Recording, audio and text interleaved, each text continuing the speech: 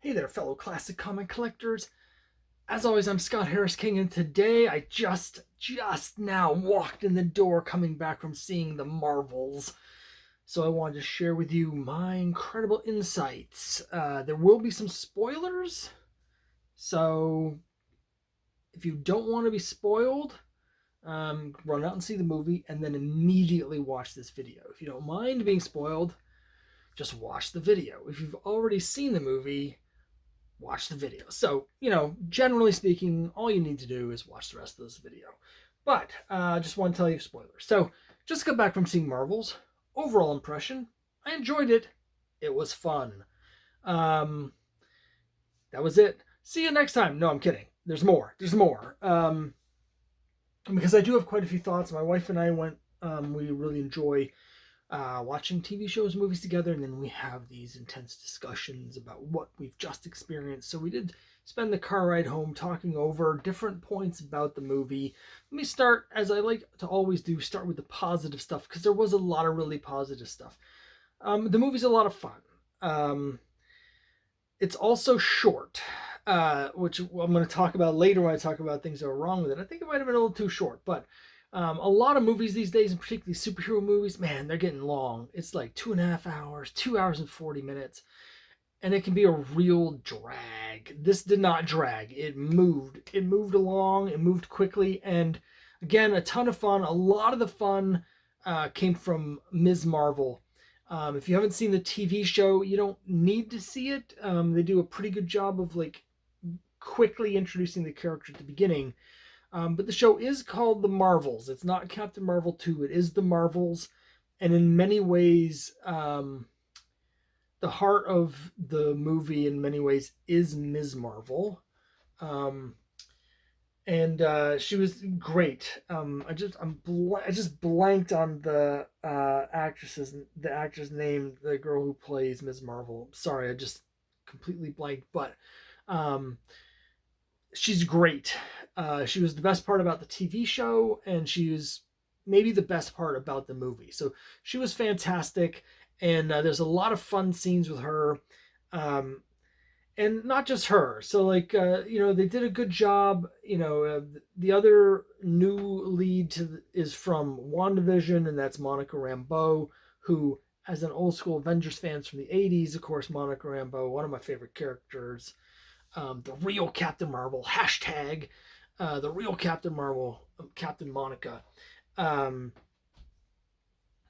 there's a running joke throughout about what her code name should be, which I thought was funny because, of course, in the comics, she started off being called Captain Marvel, and then they took that name away from her to give it to other people, and then they keep giving her different names. It's Photon and Spectrum, and I think she's had a couple others. So there's a recurring thing where Kamala Khan, the Ms. Marvel, is trying to come up with code names for her, and she runs through all of those plus a bunch of other ones, and she never actually accepts any of them. So that's all fun, but they do get into the stuff about sort of her feelings towards Carol in terms of feelings of abandonment.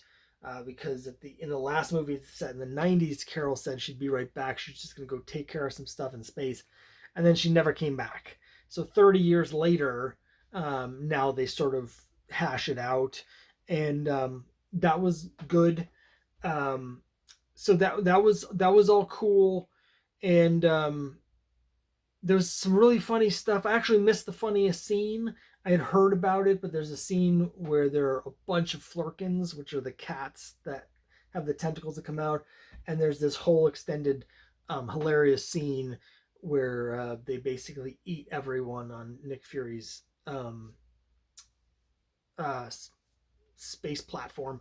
I missed that. I went out to the bathroom. When I came back, I only caught the end of it. But my wife was laughing hysterically, and she thought it was very funny. So, and there's other funny scenes in it. So it's a lot of fun. So overall, I mean, like, I feel like it has a lighter tone than the first Captain Marvel. I felt like Brie Larson felt more comfortable in the character than the first one, more at ease. I mean, the character's supposed to be 30 years older, but she actually seemed a bit younger in terms of the way she was playing it. She was less sort of the hardened, you know, hardened warrior who was like super cocky. Um, in this one, a lot of the movie, is dealing with the fact that she has kind of failed.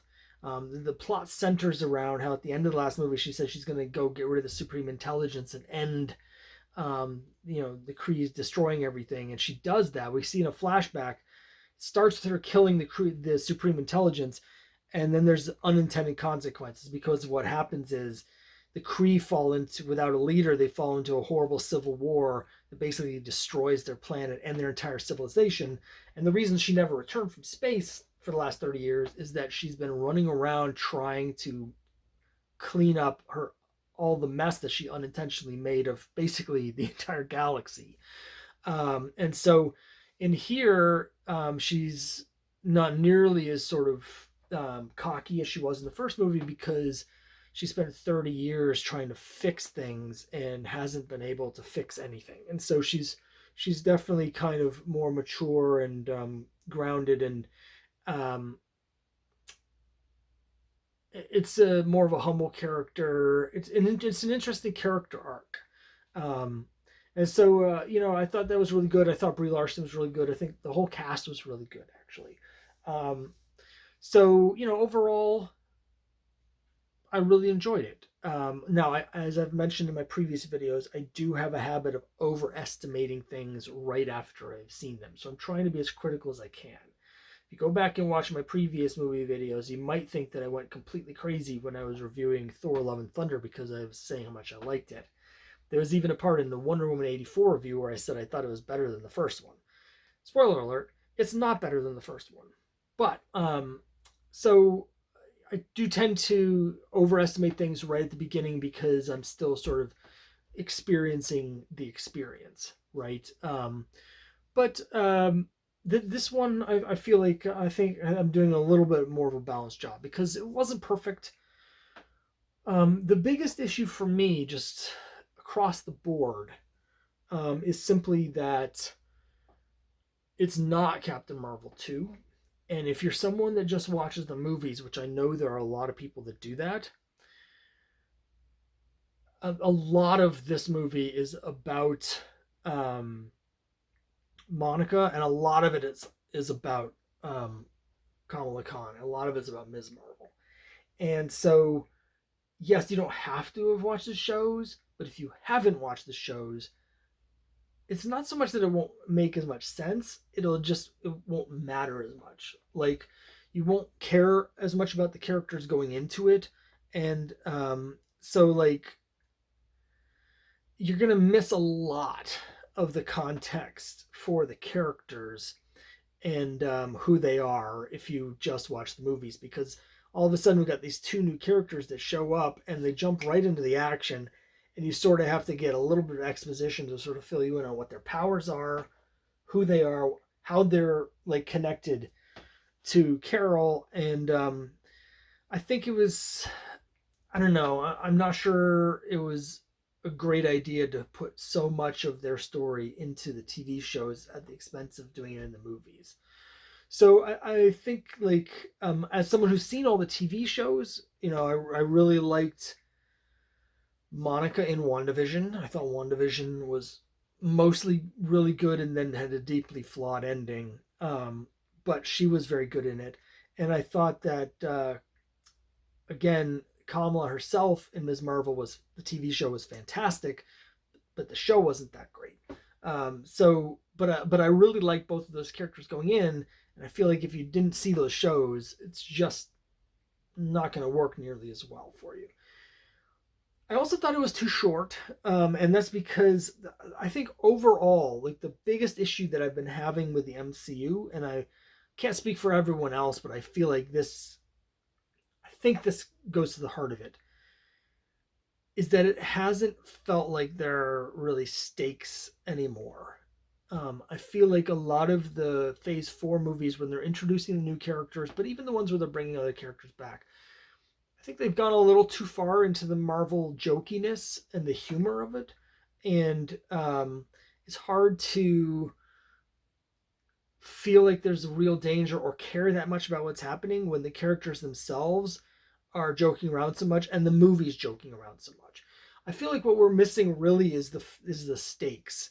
When you get to, particularly towards the end of the first three phases where it's paying off all the Thanos stuff. In the last couple Avengers movies, the stakes were big and they had been built up over so many movies. There were such big, heavy stakes with all the characters dying and stuff. And in phase four, I just and now into phase five, I really haven't felt those stakes because they've been just going more and more into the humor of it, particularly with stuff like Love and Thunder. And I felt like they went a little too far again with the humor here. The sequence that really didn't quite work for me was when they went to the water planet. And on the water planet, we find out that Carol Danvers is actually married to this prince on this water planet. It was like basically a political marriage to like save his planet or something. Um, but the planet, everyone there, they only communicate through song and dance. So it's basically played as this big dance number and this big musical stuff, and it's all played for laughs and stuff like that. And it didn't really work for me, particularly because what happens is the bad guys show up and they start basically destroying the planet by sucking all of the water on the planet off of it through a wormhole. And in the middle of the fight, our heroes lose the fight and they have to run away. And there's two issues that I had with this is that they have this plot wise something that's very serious, but it's all played for laughs. And then the second part is they're never mentioned again. So there's a lot of stuff after that where Carol is sort of like explaining how she's failing and she wanted to explain to the other characters why she's acting the way she has acted for the last 30 years and stuff like that. But there's nothing where she or any of the characters address the fact that what was happening on that planet. They leave. We never see the planet again. We don't know what happened to them after the good guys left. Presumably, a bunch of the water disappeared. Was the entire, like, all of the water sucked off of the planet? It was an ocean planet. So maybe it wasn't all the water because, they're sending the water to Hala. Hala can't take that much water. So maybe they closed that rift when it only took some of the water. Maybe the people there are fine. We don't know if the planet was destroyed or not. And the movie doesn't care. And it doesn't seem like Carol cares because it's never mentioned again and she doesn't mention it again. And so as a result, how are we supposed to care? Like, it feels like something major that we should care about, but the movie really doesn't care. And so that was a problem for me. I mean, I felt like the movie was too short and we were missing some connective tissue, some character parts that could really have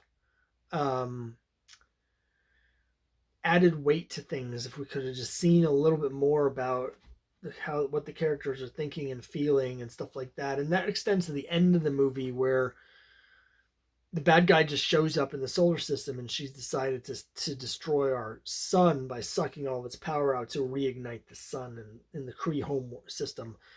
And so it's just like, well, here we are in the end of the movie now. And there's like a 5-minute fight scene with her and they beat her and then they try and compromise with her and she tricks them and then they just beat her again really quickly. They don't actually even beat her the second time. They're like, don't take the other nega band. If you have both nega bands, it'll burn you out. It's too much power. She's like, haha, you fools. And then she uses it and explodes. So it's like, they kind of lost. And then, basically at the end, Monica sacrifices herself, kind of. I'll get to that in a second, to save the world. But it was sort of like, it just happened real fast. And it wasn't that satisfying sort of, it hadn't been, like, the attack on Earth had not been built up enough to really register with us. Nobody on Earth knows what's going on except for Nick Fury. So there's really no stakes about people on Earth. They're just like, the sun's getting dimmer. That's strange. But like there's no tension really built up there. It just so it doesn't really land. It's just sort of, it just sort of happens. Oh, there's a fight scene and they won. Everything's done, and so nobody even knows it happened, right? So just didn't feel like they gave it enough space. Again, a lot of these movies are too long, and they spend way too much time showing all sorts of stuff. But usually, what they're showing that makes them too long are like these extended CGI fight sequences that nobody cares about, right? This was opposite. Like they had those, they still had those, even though they were shorter. What we were missing was the character stuff in between. So like the broad strokes were there with all the character interactions, but they sort of they didn't fully land because they weren't fleshed out. They just weren't given the space. So that could have been better. Um, let's talk about the ending a little. So the ending was really interesting. If you've heard any buzz about this, um, essentially the bad guy accidentally rips a hole in time and space to another universe. So again, all the movies are kind of doing this right now. They're all setting up Phase 6 down the road, and so she opens this incursion, like this split rift into another universe that's going to destroy everything. And so they supercharge Monica, and she flies to the other universe through this hole and closes it from that side. And so then she's stuck in the other universe. We get the post-credit scene, and her mother seems to be alive again. Only, of course, she realizes she's in an alternate universe, and she wakes up uh, at the X-Men mansion. She wakes up at Xavier's school, and not only is her mother there, her mother in this universe is binary.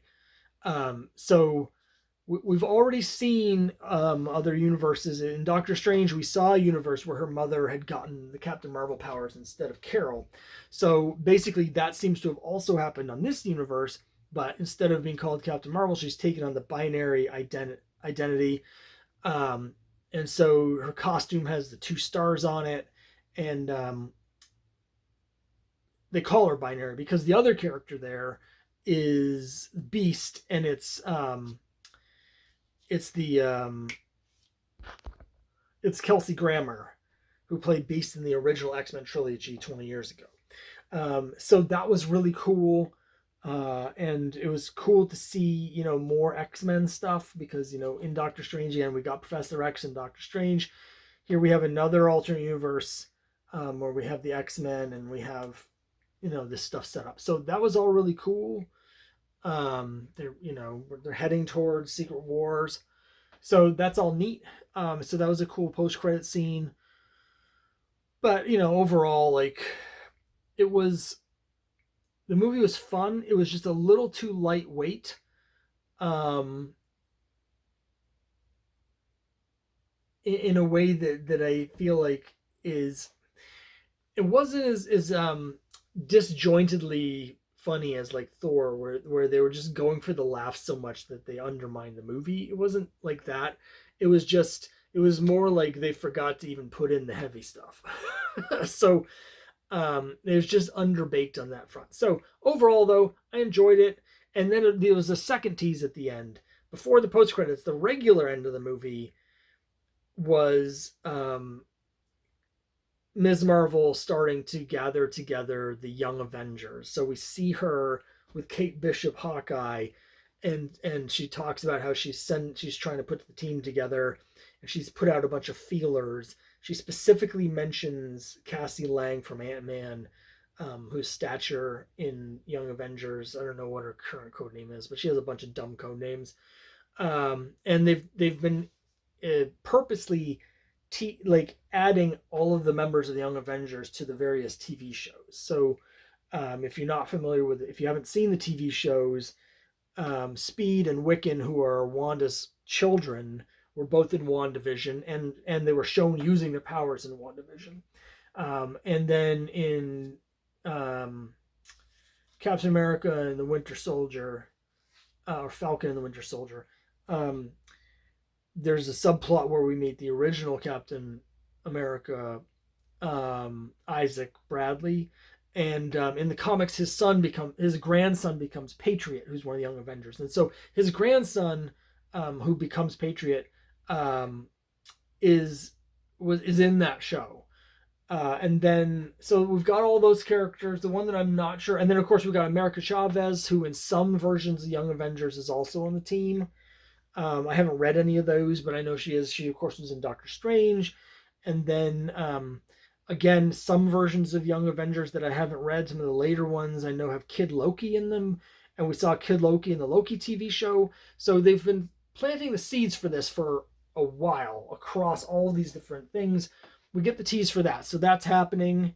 So all the people like Young Avengers 1 had gone through the ceiling a couple of years ago when this started happening, and then it sort of died out. It's one of these books that's crashed back down post pandemic, but I expect it to start going back up now, which is great because I happen to have a copy back here for the Dollar Bin Trading Challenge, so that'll be going out to somebody sometime soon once I can get that going again.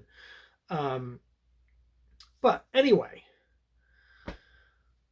overall, enjoyed it. Just a little too lightweight, but some really great performances, particularly from Ms. Marvel's actress, whose name I'm still blanking on. But so overall, scale of 1 to 10, I'd probably give it a 7. I think 7 is fair. 6.5, 7. Let's call it in there, which is a great range for grade on a comic as well. So happy I saw it, and wasn't disappointed. Enjoyed it. Just wish it had been a little bit more than it was, but what it was pretty good. So that's it. Let me know what you think down below. I'll see you next time.